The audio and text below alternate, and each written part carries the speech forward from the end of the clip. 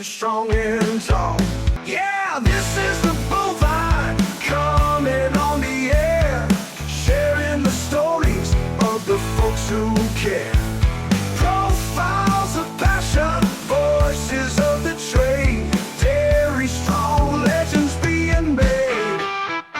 Yeah, this is the bovine coming on the air, sharing the stories of the folks who care.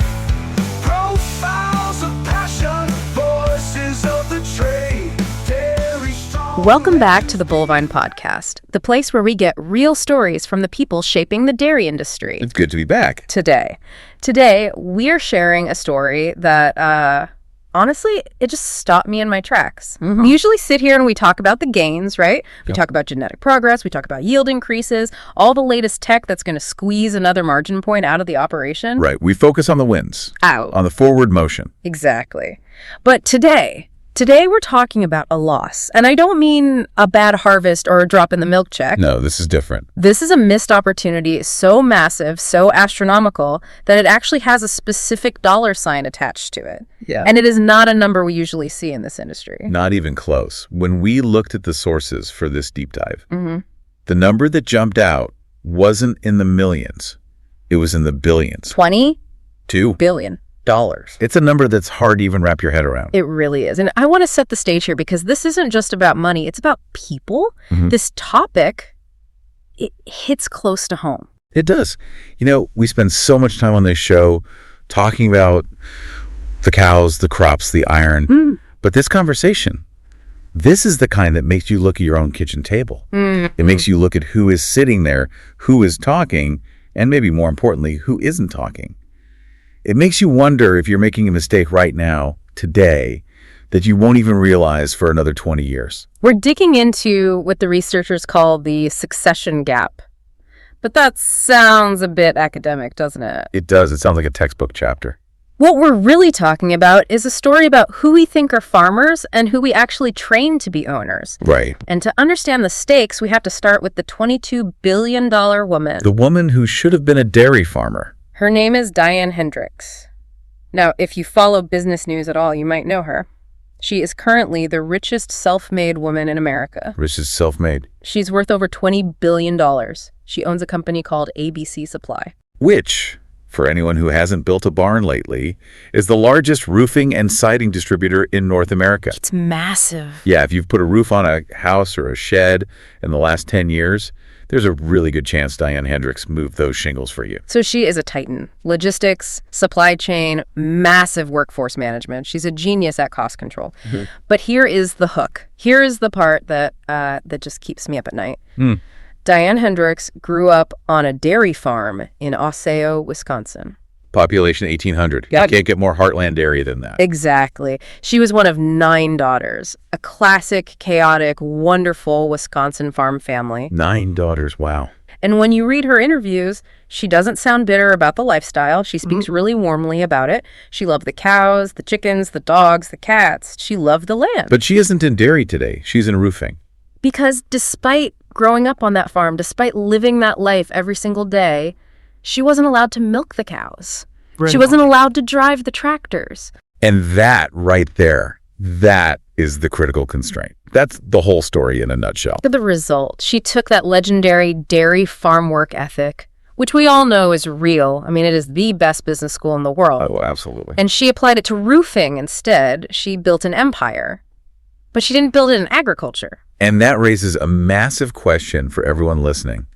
How many other Diane Hendricks types are currently sitting in farmhouses right now? That's the question, isn't it? It is. How many young women are sitting there, incredibly capable, brilliant with numbers, disciplined, gritty, maybe even better at reading a cow than their brothers? But they're being quietly, maybe even unintentionally, pushed out of the industry. It's haunting. And before we go further, I want to be really clear. We are not just talking about fairness here. This is not just a social justice conversation. No, this is cold, hard economics. This is about business retention. Exactly. Dairy taught Diane Hendricks the discipline. It taught her the cost control. It gave her that foundation.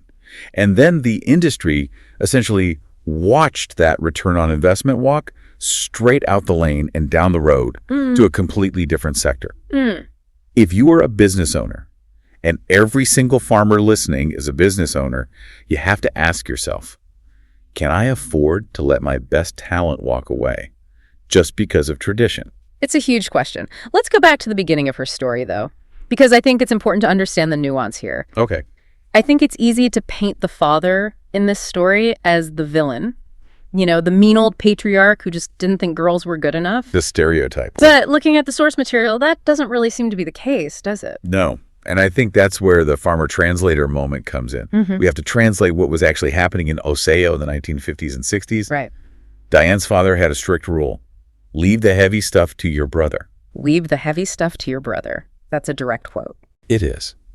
Now, to a modern ear, that sounds discriminatory. It sounds like he's saying you're weak or you're not capable. It does. But knowing that generation and knowing the brutal reality of farming back then, I honestly don't think it was coming from malice. I think it was coming from love. Love. How do you get that? Protection. He looked at the grind. He looked at the manure, the frozen fingers in a Wisconsin winter, the back-breaking labor of lifting milk cans day in and day out. And he said, I don't want my little girls to have to suffer through this. He thought he was giving them a gift. He thought he was protecting them by keeping them out of the barn. That is a tragic kind of irony. It is, because the unintended consequence is that by protecting them from the grind, he was actually excluding them from the future.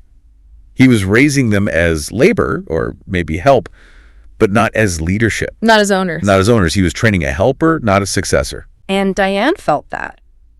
At 10 years old, 10, she made a promise to herself. She watched her parents working themselves to the bone, and she said, I don't want to be a farmer, and I don't want to marry a farmer. Oof. That hits hard. At 10 years old. It does.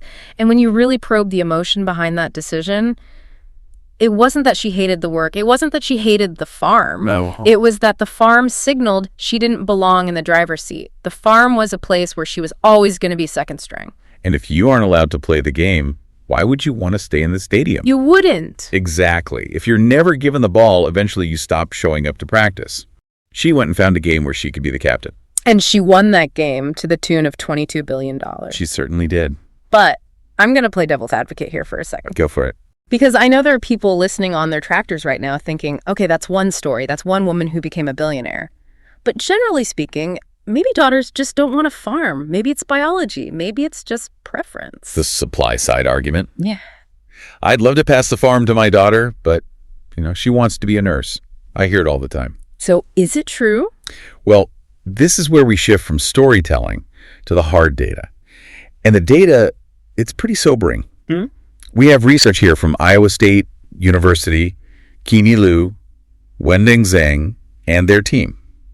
They did the 2019 Iowa Farm Transfer Survey, and they basically anticipated that exact objection. So they controlled for wanting it. They controlled for experience. They looked at kids who were actually there on the farm, doing the work, showing up every day. Okay. So let's look at the numbers. What did they find? They looked at farms that have already named a successor. So the decision is made. The ink is dry. Right. First, the headline number. 57% chose a son. 57. Okay. Only 8% chose a daughter. 57 to 8. That's a chasm. That's not a gap. It's a chasm. But here's the part that completely dismantles the she doesn't want it argument. The researchers dug deeper and looked at the probability of being chosen based on actual hands-on experience. Okay, so this is where it gets interesting. This is where it gets infuriating. A daughter with agricultural experience, so she is there, she knows the farm, she's put in the hours, she can do the work, has a 20.7% chance of being chosen as the successor. 1 in 5. Even if she's qualified and present. 1 in 5. Now let's look at the sons. A son without agricultural experience, maybe he's been off at college, maybe he's been working in the city, has shown 0 interest. What do you think his odds are? Well, logically, if we're running a business, an inexperienced candidate should have a lower chance than an experienced one. So, I don't know, 10%, maybe 15%? Wait, 36.3%. Wait, say that again. 36.3%. Let me process that.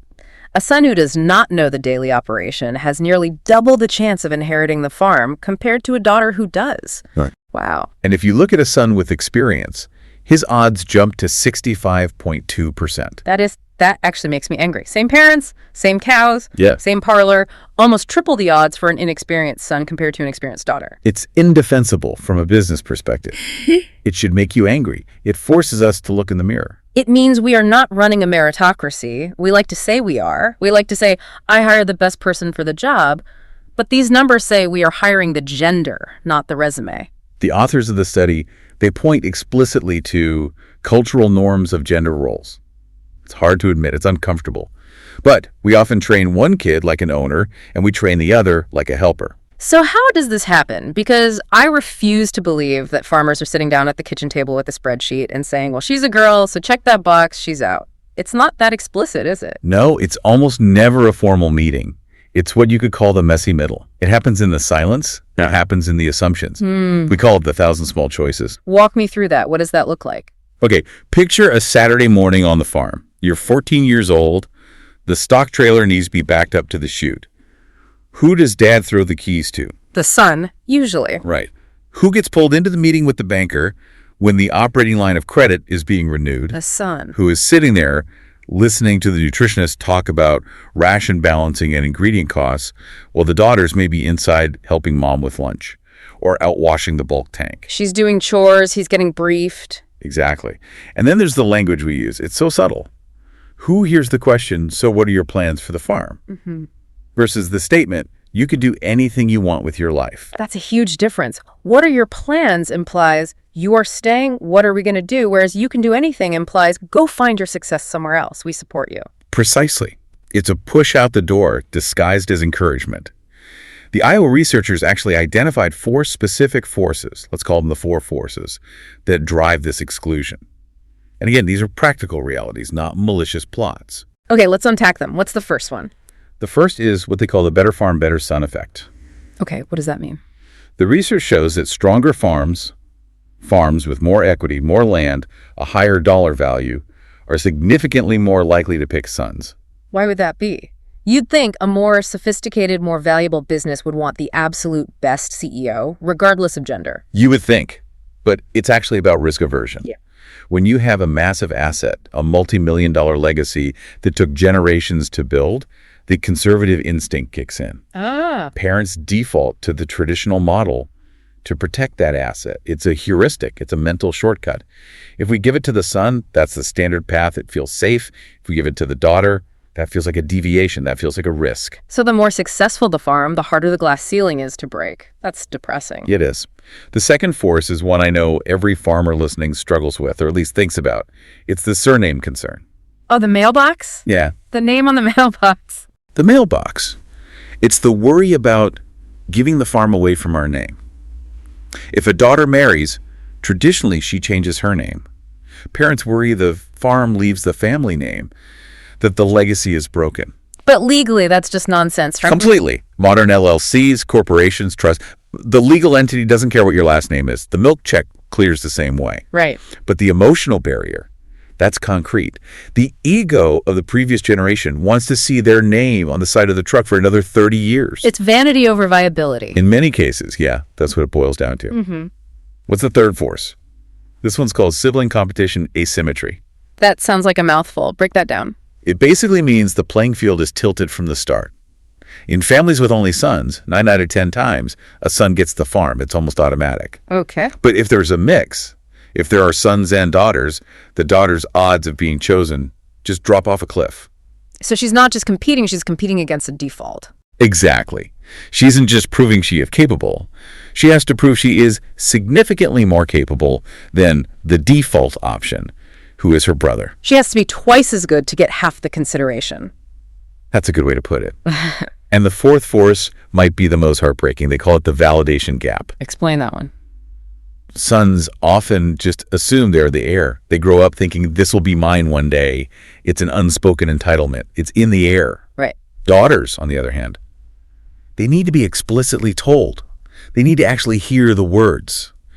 You could run this place. And if they don't hear those words, They assume they can't. They assume they aren't wanted in that role. They read the silence as a rejection. that's heavy.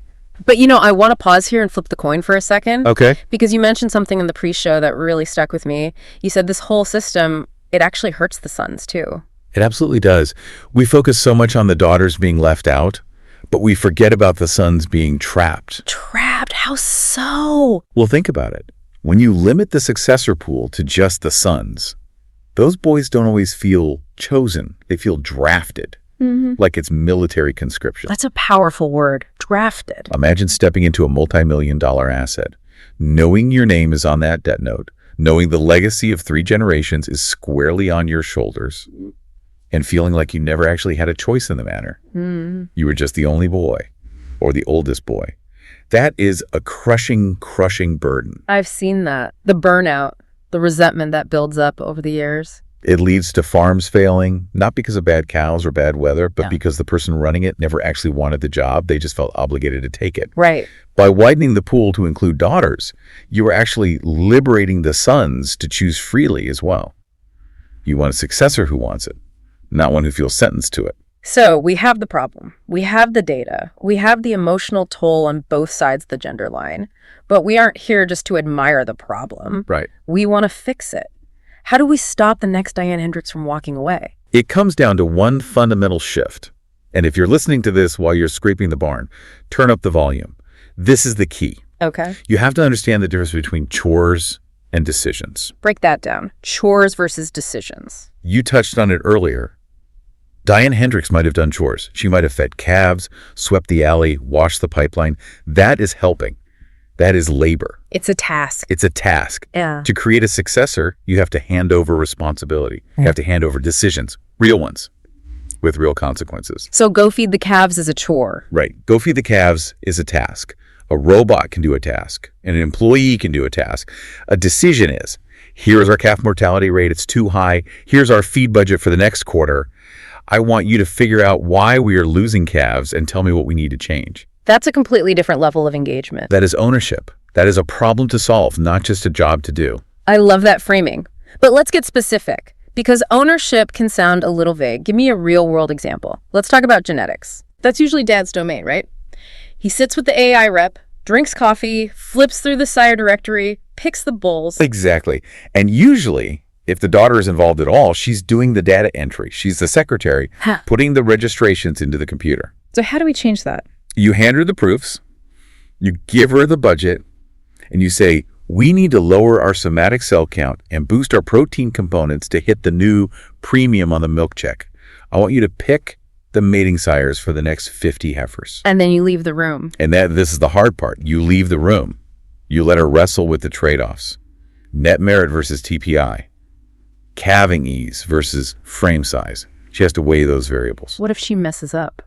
That's the most important part. If she picks a bull you wouldn't have chosen, you have to let her use it. You have to let her make the mistake. That's scary. That's real money on the line. It is. But think about the ROI on that mistake. If she picks a bull and 2 years later those heifers hit the parlor and they have bad udders or they're hard to breed, she learns a lesson that no lecture could ever teach her. She owns that failure. But if they hit the parlor and they are out milking your best cows, she owns that success. That is how you build a Diane Hendricks. That's how you build an owner. It's about moving from how do I do this to why are we doing this? That's it. Exactly. Let's look at another area. Financials. We see it all the time. Dad decides to build a new heifer barn and the kids just show up to pour concrete. They are labor. They just do the work. They don't see the planning. Instead, try this. Throw the project at your daughter. We have $200,000 for a retrofit. I want you to get 3 quotes on ventilation. I want you to model the energy usage of the variable speed fans versus the standard ones. I want you to calculate the payback period. Wow. And then I want you to come present your recommendation to me and the banker.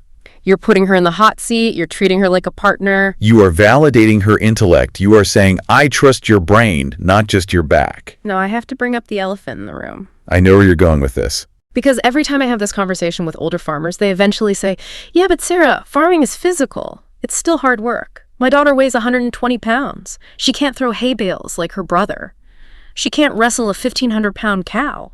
And 20, 30 years ago, that argument had some weight. It did. Farming was incredibly physical. It was brute force. But today, That argument is dead. And you know who killed it? Who? The robots. Technology. Technology. Robotics are the great equalizer. We saw a 2016 Swedish study that showed farmers using robotic milking systems reported significantly fewer shoulder and back issues. Why? The machine is doing the heavy lifting? The robot is doing the heavy lifting. The robot is doing the repetitive strain work 3 times a day, every day. So the job itself changes from muscle to management. Exactly. Right. Robots don't care about gender. They don't care how much you can bench press. They care about data management. They care about consistency. They care about attention to detail. We've covered this at the Bovine before. The robotic systems that push the most milk per worker are the ones where the management is absolutely dialed in. Right. It's about reading the graphs on the computer. It's about noticing that cow 412 is ruminating 10% less today and figuring out why. It's about preventative maintenance schedules. And frankly, those are skills where daughters often excel just as much, if not more, than sons. We have a great example of this from a Dairy Farmers of Canada profile. Alicia, a farmer from Saskatchewan. Yes, Alicia's a perfect example. She manages the robots and all the herd data. Her husband focuses on the crops and the field work. She isn't a helper on the dairy side. She is the expert on the most critical asset on the farm, the cows and the milking system. She is an equal partner. An equal partner, because the technology allowed her to leverage her brain over her brawn. And looking internationally, we have Connie Lind from Denmark. That's another great story. Connie is fantastic. She didn't wait around for the home farm. She realized she might not get picked, so she went out and bought her own farm. She became the Young Farmer of the Year. Wow. She wasn't a helper. She was in charge. And eventually, she went on to manage a massive investor-owned operation. She proved that competence has absolutely nothing to do with gender. I think that is so important. Sometimes you have to build your own door if the one at home is locked. But for the parents listening, you don't want your daughter to have to go build her own door at ABC Supply or at another farm down the road. You want that talent at home. You need that talent at home. Which brings us to the ripple effect. Why does this matter for the industry at large right now? The economic reality is harsh. We all know it.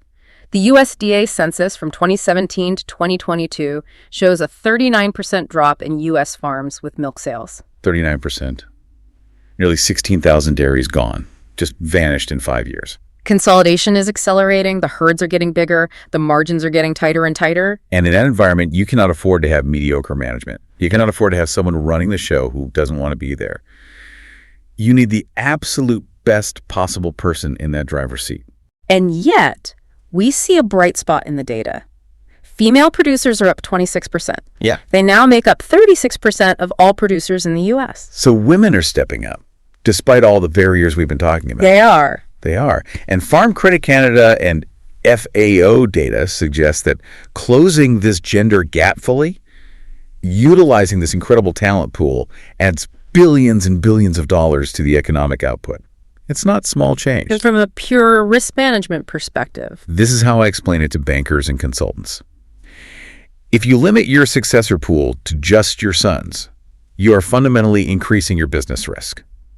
It's that simple. How so? You have fewer options. You have less flexibility. If your chosen son decides halfway through his 20s that he wants to be a graphic designer in the city, or if he gets injured, or if he's just not good at management, you are stuck. You're in a terrible position. You have put all your eggs in one basket. Yeah. Whereas if you've developed your daughters as well, You have a bench. You have depth. you have depth. You can pick the best athlete for the position.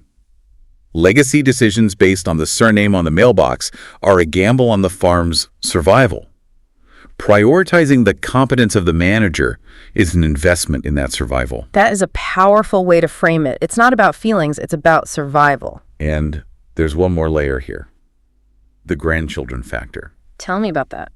You change the pattern now, and you change what the next generation sees as possible. If your grandkids grow up seeing Aunt Sarah running the robots and making the financial calls with the banker, they have a completely different worldview than if they only see Uncle Mike doing it. It normalizes it. It normalizes it. Yeah. You aren't just fixing this one transition. You are setting the stage for the next 50 years of your farm's success. That is the long game. Farming is always about the long game. All right, we have covered a lot of ground. We've talked about the billionaire roofer, the depressing data, the subtle ways exclusion happens, and the high-tech solutions. But I want to bring this right down to the ground level. Let's do it. Imagine someone is listening to this on their tractor right now. The engine is humming. They're thinking about their own kids, their own family. What is the one thing from this story they should sit with? What is the practical takeaway? I would give them a little piece of homework. I'd call it the decision test. The decision test. Okay. Yes. And it's based on that core idea. You don't create successors with chores, you create them with decisions. Right. So here is the immediate homework.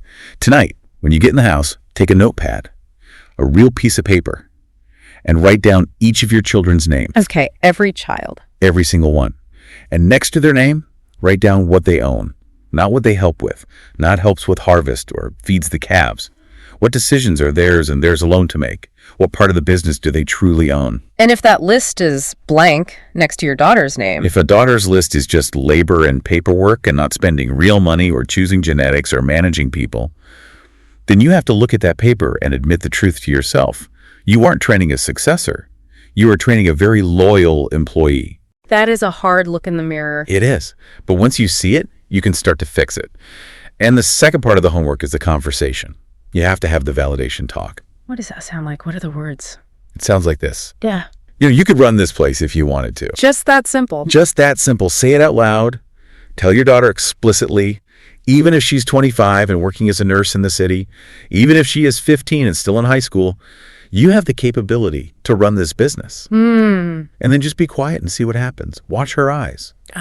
You might be shocked to find that she has been waiting her entire life to hear someone give her permission to even dream about it. That is powerful advice. It's about opening a door that she might not even know is there for her. Exactly. We started with Diane Hendricks. She built a $22 billion empire because she had an ownership mindset. She did. And she proved that a dairy farm upbringing is the best business school in the world. It teaches you grit, cost control, everything. It really is. But don't let that mindset walk off your farm just because of tradition. Don't let the next $20 billion CEO leave your laneway because she wasn't allowed to drive the tractor. Keep that talent home. Use it. Your farm's future will be better for it. That is a challenge worth taking. That's another story from the Bullvine podcast. These are the people building the future of dairy. And remember, the future looks different than the past. And that's a very good thing. Find more at www.thebullvine.com. Subscribe so you don't miss the next profile. We'll see you next time. Stay safe out there.